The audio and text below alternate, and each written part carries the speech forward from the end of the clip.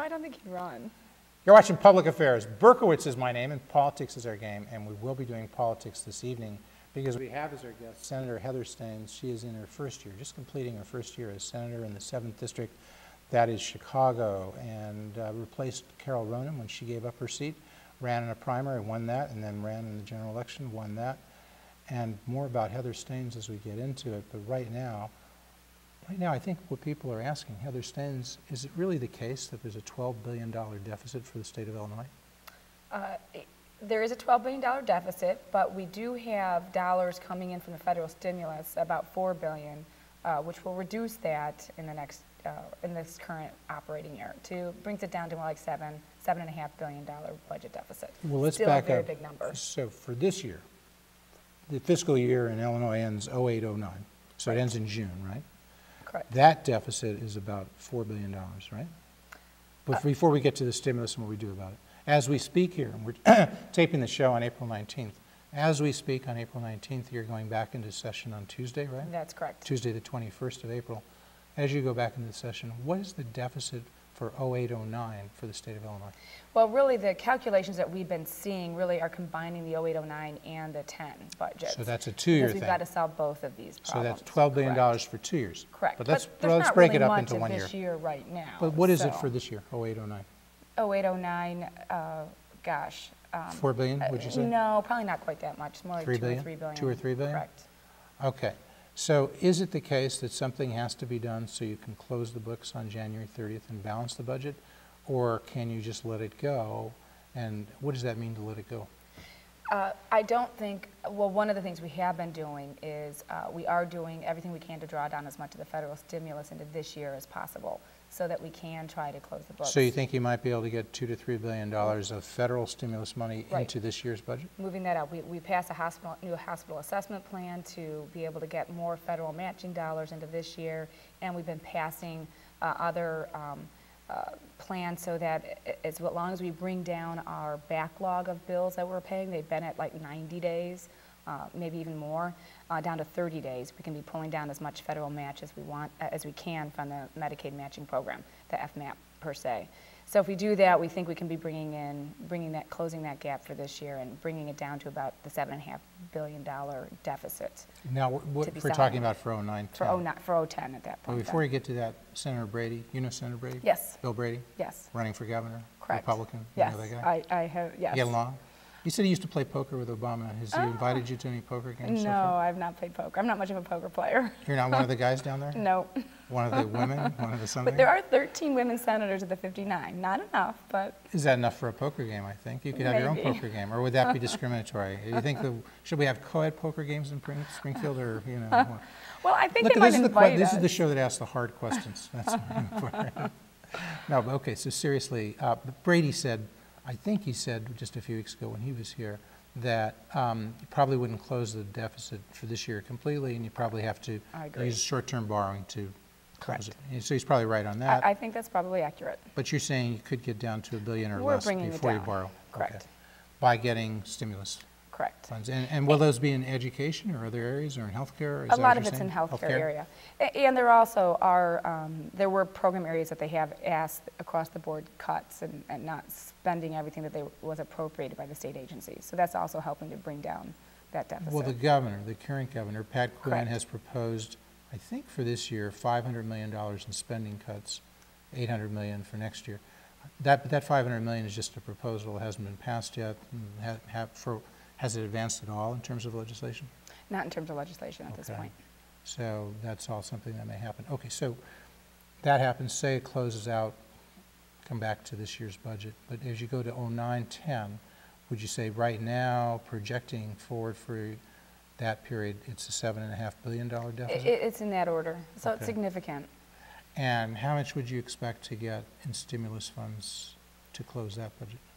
Well, okay, if you want to look at it that way, it's probably more about $9 billion deficit for next year. We're probably going to bring down some of it. So we'll bring in another $2 billion in stimulus into the next year that I was counting sort of for this year. Okay. Split the $4 billion, two maybe this and two next. So I think in total for the next year, the deficit we're going to be looking at is more like the $7 and $7.5 billion. $7 billion after you get the two, Correct. assuming you get the two year. for the And stimulus. And would those be in education? Well, the stimulus dollars come in a number of areas. But I mean, will the $2 billion be largely in education? Yes, it'll be largely for 2010, for correct. 2009, 2010. It will be largely right. in education, but also in the Medicaid matching dollars too. Okay, so now you're left with a $7 billion deficit. Right. As you know, Pat Quinn has proposed an income tax increase from 3% to 4.5%. Correct. And that, I think he says, as well as a corporate income tax increase from 7.2 to 9.7%, that would give a net revenue increase, I think, of $3 to $3.5 billion, right? Yes, and that's because he's also tripling the personal exemption from $2,000 per person to $6,000. So it reduces what you could get from that income tax increase and corporate tax increase. Right. Correct. So, so a family of 4 that currently has $2,000 exemptions for each person, that would be $8,000. That would go to $24,000, right? 12,000, 6,000 for each. Oh, for 4. Correct. For 4. Yes. So instead of having 4 times 2, 8,000, it would be 4 times 6, 24,000. Right. So that would mean their income, that family's income, would not be taxed. The first 24,000 of income would not be taxed. Okay. Right. You support Pat Quinn, Governor Quinn, on the tax proposal? Well, listen, I think he is courageous in what he's putting out there. I don't think this is exactly the way I would structure it. I don't think that we're going to be able to come up with enough cuts to entirely get rid of needing to do some form of tax increase. I don't think this is probably what we'll end up passing, though, towards the end of June. I don't think we'll probably end up seeing a 50% increase in the income tax. And I suspect the So you don't think there'll be a 50%? I don't think it'll end up being... What do you think it'll be? You know, maybe 1%. But, So 3 you know, to 4%. reading tea leaves here, you know, it's hard to know exactly how things will get structured. What about on the corporate tax side? Will that tax increase go through, do you think? I think there will be a tax increase, but not as much. Not as much? Yeah, I think probably they'll stay proportionate to each other. One thing I can say is that 30 of the Democratic senators actually it was sort of 6 of us that organized getting 30 folks to sign on, that if we are going to see a tax increase, we also would like to have some longer-term public policy problems solved in doing so, such as getting some property tax relief and looking at solving some of the education funding problems that we've had in the state historically for many, many years. 30 of the 37 Correct. Democratic senators have Correct. signed on to that? Right. Okay. So I do think we'll probably see something change in the way we structure this. Well, budget. do you think, does that mean the exemptions that Pat Quinn wants will be reduced?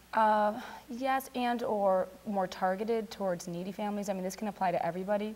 So there's potential also of taking a look at doing something along the lines of the earned income tax credit and increasing that, which is more tied toward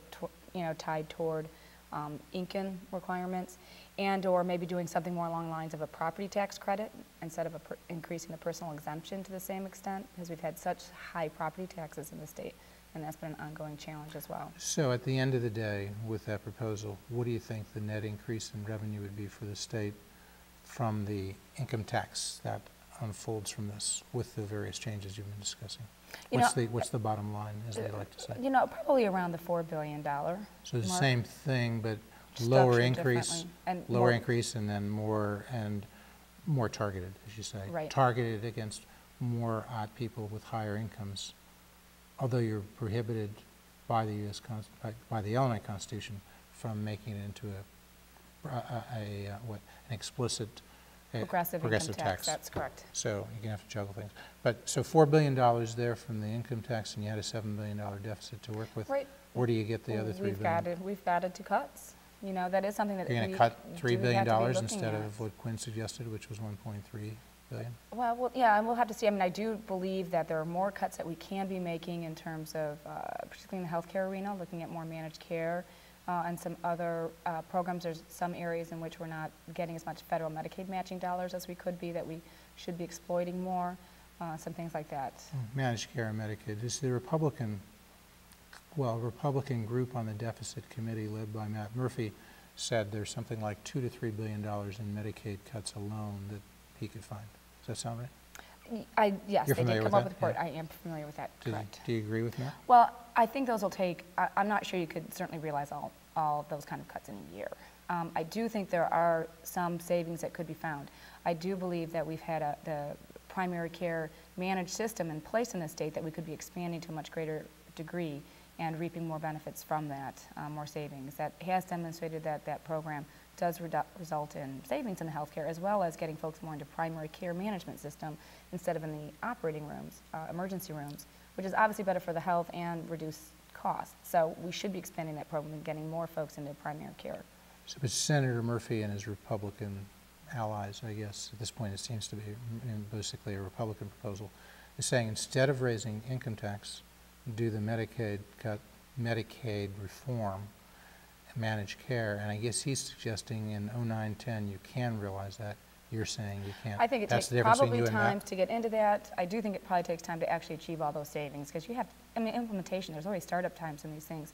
And I also believe that you still don't get to the $7 billion in savings that you need from doing all of that. So I think it's very hard to see. And I think another fact that gets lost is the state employee, our level of state employment is one of the lowest in the country when you look at it as a per capita employment level for the state employees. We're very, very low. There have been significant cuts from our high of close to 70,000 employees down to, you know, it's dropped significantly in terms of how many state employees we have on the payroll. So that's already been cut dramatically. So it's much harder to see how we can come up with a lot of other cuts in addition to the managed care. There's definitely places, and we should be looking. Pension is one area. They're talking Pensions about larger absolutely are. contributions from the state employees to the pensions going forward. And the governor did propose, you know, going to changing the benefit levels for new employees, that are not yet hired, who would never touch the benefits of the current employees. That's not constitutional, as I think you probably are aware. But we would go to a different benefit structure for employees that are hired in the future under his proposal, and require folks to contribute. But you could have a constitutional amendment, could you not, that did reduce the pension obligations for past employees. You could do that because if the that would change the benefits for current employees? Because the Constitution says you can't reduce them, but does that mean that if you change the Constitution to say you could, would you actually be able to go back retroactively? That seems to me that would be very problematic. You know, to retroactively try to change that. I'm not sure anybody's really suggesting that I've heard. Because it's a big problem for the state. And people say well, some people at least say that these pensions for state employees are out of hand and they're way higher than they should be for their private counterparts. They're defined, as you know, they're defined benefits as opposed to defined contributions. Right. Most in the private sector have switched over long ago to defined contributions, not defined benefits. So could you envision a lot of people, taxpayers in Illinois, kind of grumbling that one reason they're paying higher taxes is to pay pensions that they view as undeserved? Oh, I do understand that. I think there is a sense about that. I do think that I do support going to that system where we do change the benefits for employees that have not yet been hired. I myself don't think, because of our constitutional requirements on not changing the benefits, I don't think that's a good idea. Education. Yes. You've made a point of saying that's one of your goals in becoming a state senator, is to increase the funding from the state of Illinois for education. Right. Reduce the burden on property tax to fund education. But tell me this, because I think on average we spend about $11,000 per kid per year across the state of Illinois. And it varies tremendously. It does vary, but in the city of Chicago, when a lot of people think we're not spending much, by my count, we're spending $16,000 per kid per year. It's a simple calculation. And you worked in the city, the Chicago Public Schools for a while, right? With Arnie Duncan? I did. So you're familiar with budget issues there? Yes, although I have not looked closely at their budget for a number of years, so I don't know what their current level is. Let me tell you, their current budget's $6 billion. I'll go on the record with that, and anybody wants to dispute that, you can write me at jbcg@aol.com. But that comes from the Chicago Public Schools. $6 billion total budget. Now, a lot of times you see the budget as less because they don't count certain things. But, you know, if you're in a private sector, a company, we don't just exclude certain costs, capital costs, right? It all counts. Enrollment's about 370,000 students. Now, sometimes you see 400, 410, 420, but when you drill down, you find out it's a lower number.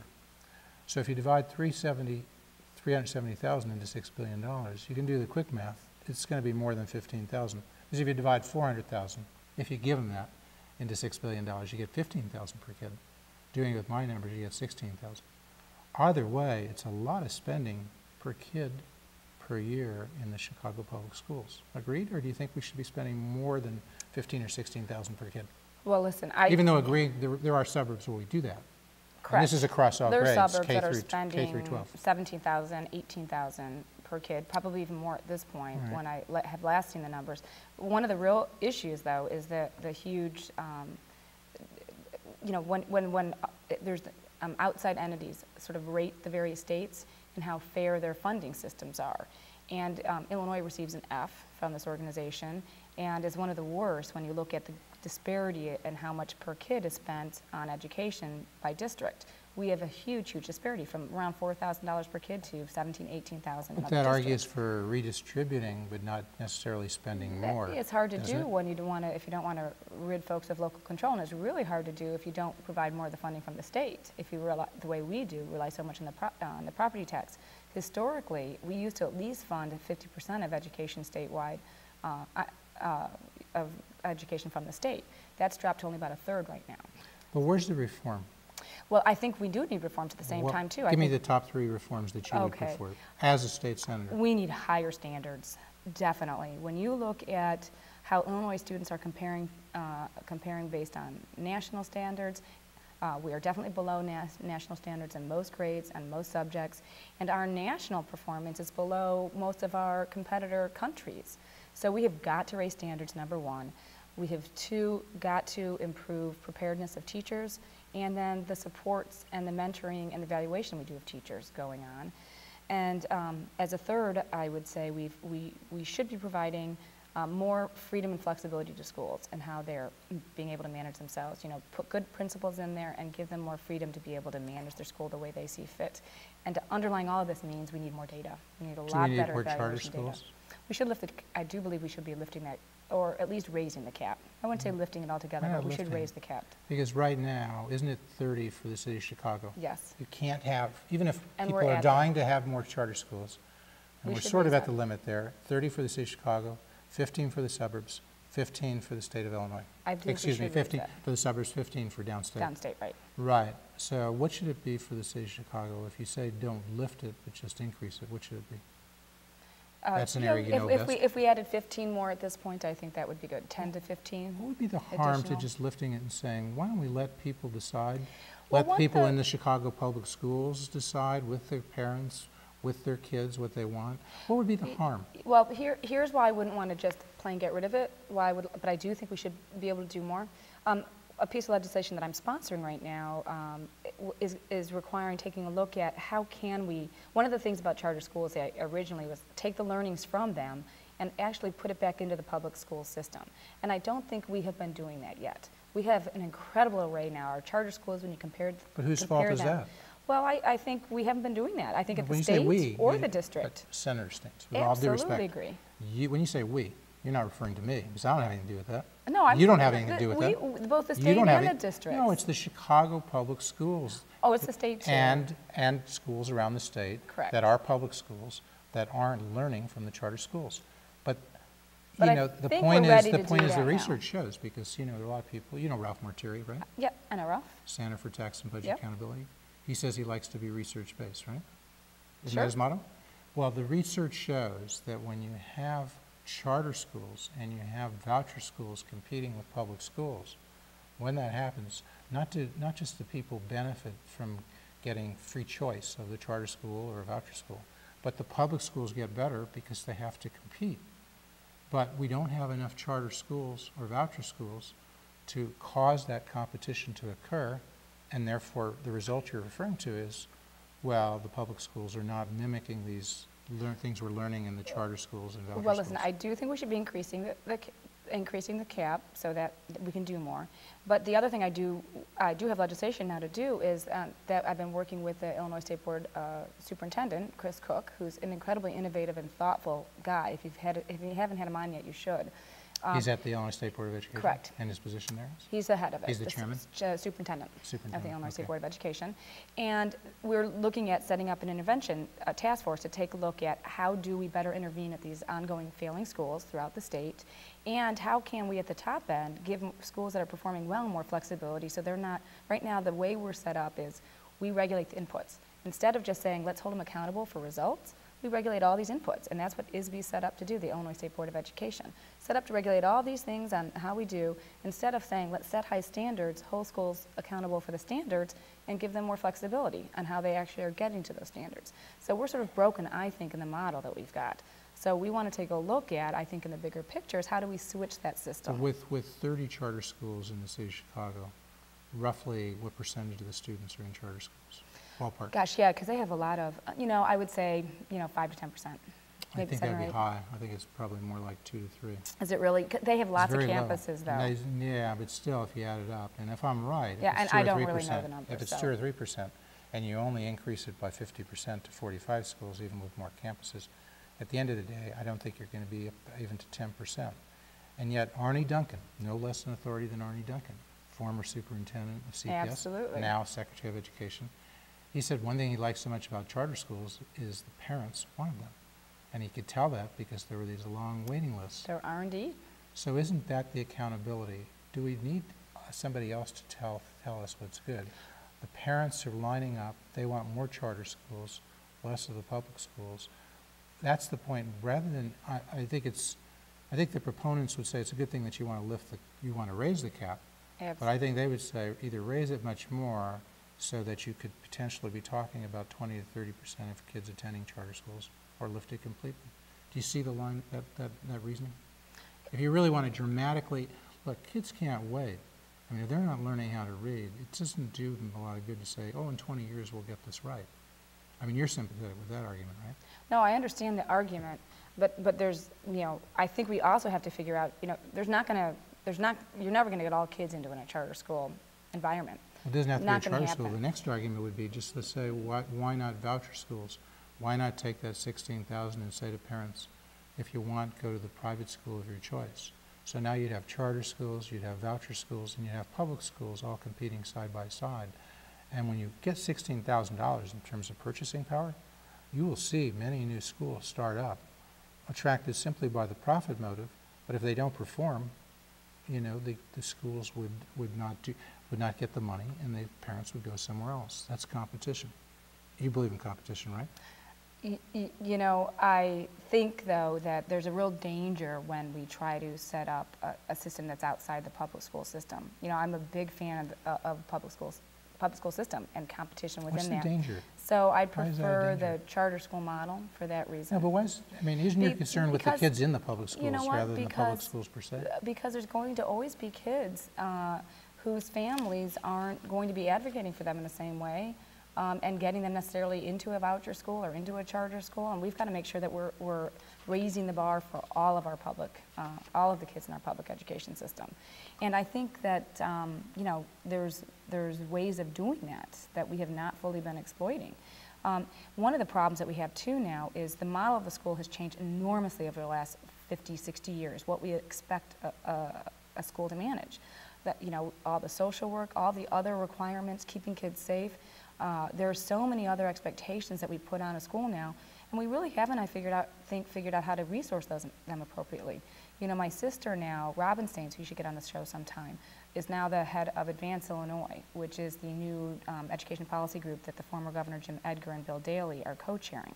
And they've been doing these listening sessions across the state. And it's not just in Chicago, it's in Effingham, it's in Decatur, it's everywhere they've been going that they hear, we have so many problems that we're dealing with our kids that are in these schools, and we don't have the resources to support that. So either we don't want to have our schools deal with these issues, or we need to figure out a model that actually helps us resource and support what's actually going on in those schools at this point in time. But if your focus is on the kids, sort of a child-centered approach. Absolutely, which I think too often we've been paying attention to the adults and not the kids. Right, and I think Paul Vallis, who we mentioned before, would probably agree with you. He's reformed things a great deal in Louisiana now. He may come back and run for governor. Let me a slight Or discussion. Cook County Board Chair, who knows? What would you think? Paul Vallis. Say he came back, could he be a Republican nominee, and could he be a credible threat to the Democrats? I've been hearing rumors that he may come and do that. What do you think? I think he would. He hasn't been here for a while. I know he probably would still poll well. I think people thought well of him when he ran the school system here. I know I did. I think he did a good job, and I think Arnie really then ran with it. I think it'd be an interesting race. Where do you sit on that now? Because you got Pat Quinn as the incumbent, obviously, at this point. saying he's going to run again. You have Lisa Madigan, the Attorney General, who everybody thought would surely run, saying she's going to decide in June. You've got Paul Vallis thinking of coming back and running as a Republican. Heather Steans, who do you think you're supporting for governor in 2010? I think I'm waiting until I see who actually runs. There are so many question marks out there about who's going to actually be running for governor that I'll wait and see who actually puts their hat in the ring. Has the Democratic brand been destroyed? No, I don't because think. Because by Rod Blagojevich, by Roland Burris, is there a corruption issue that's just, or that's plagued obviously the Republicans with George Ryan? Has that ball been transferred now, or that taint been transferred to the Democratic Party via Rod Blagojevich and Roland Burris? Great question. We also produced Barack Obama, and I think people are pretty happy with him and think he's very gone. straight He's no guy. longer in Illinois politics. Yeah, but he I'm came talking out about Illinois politics now. Yeah. I'm not talking national party. No.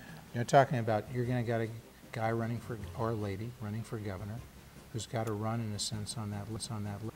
You know, I think that Blagojevich legacy. I think the problem here in Illinois, though, and I think most voters understand, is that corruption in Illinois is not a party issue.